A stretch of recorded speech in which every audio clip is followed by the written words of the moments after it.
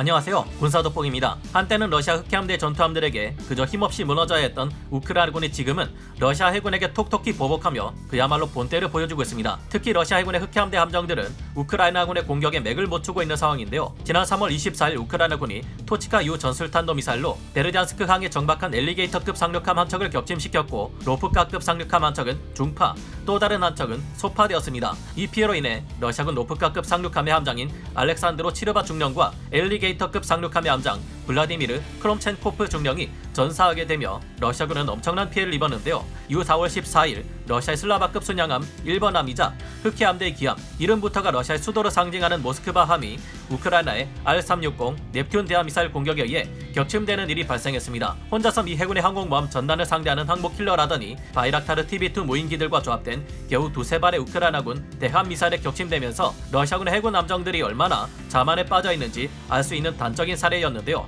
러시아 해군은 이런 어마어마한 손실에도 기어코 스네이크 아일랜드의 병력을 주둔시키려 했고 이들을 호위하기 위해 어드미럴 마카로프함까지 동원했지만 우크라이나군은 다시 한번 R-360 넵튠 대함미사일 발사대를 꺼냈습니다. R-360 넵튠은 1983년 구소련이 개발한 KH-35 우란 대함미사일을 기반으로 우크라이나가 개발해 2021년부터 배치를 시작한 최신 자국산 대함미사일입니다. 넵튠의 기반인 KH-35 우란 대함미사일은 영화 헌터킬러에서도 발지대함 체계에 실려 쿠데타군의 마지막 카드로 등장했었고 북한에서는 KH-35의 복제품으로 금성 3호 미사일을 개발하기도 했는데요. 넵튠은 미사일 발사대와 탐지 레이더, 지휘 차량이 한 세트로 구성되어 있고 우크라이나 해군은 세 세트를 구매 계약했지만 코로나로 인해 생산이 지연되며 결국 한 세트만 인도받게 되었습니다.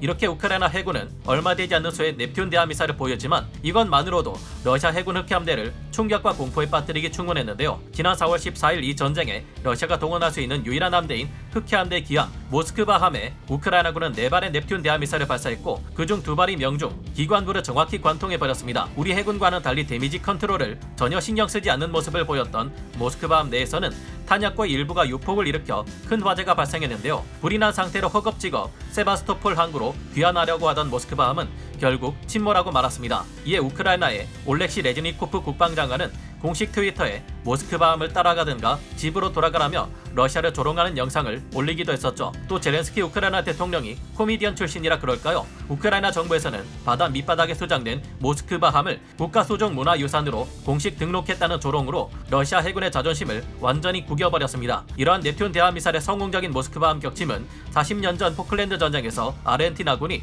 액조세 대함미사일로 영국 해군의 구축함 셰필드함을 격침시킨 이후로 대함미사일 공격으로는 최대 전과로 평가되고 있는데요. 현재도 계속해서 넵튠은 어드미럴 그리고로비치급 호위함들에게 공격을 가하고 있는 것으로 추정됩니다. 앞으로도 러시아의 함정들이 맥을 추리지 못하게 할 넵튠의 멋진 활약이 기대되는데요. 현재 흑해함대의 생명력은 거의 다했다고 봐도 과언이 아닐 만큼 해상에서 순항미사일 등으로 지상을 공격하는 러시아 수상함들은 크게 줄어들었다는 점에서 넵튠 대함미사일의 위력을 알게 합니다. 문제는 수중에서 순항미사일을 발사해야 되는 러시아의 잠수함들입니다. 이들의 우크라이나 공습을 멈추기 위해서는 흑해함대의 거점인 세바스토폴을 우크라이나군이 공습해 파괴해야 할 듯한데요. 하지만 넵튠 대함미사일의 재고가 그리 많지 않다는 점을 생각하면 앞으로 우크라이나군에게는 영국의 브림스톤 대함미사일 외에도 좀 더 본격적인 대함미사일이 필요할 것 같다는 생각도 듭니다. 브림스톤 미사일은 영국판 헬파이어라고도 불리며 러시아 지상군에게는 무서운 미사일이지만 해상에서 사용하기에는 사거리가 너무 짧은 것으로 여겨지고 있기 때문입니다. 그마저도 우크라이나군이 이 브림스톤 미사일을 사용해봤더니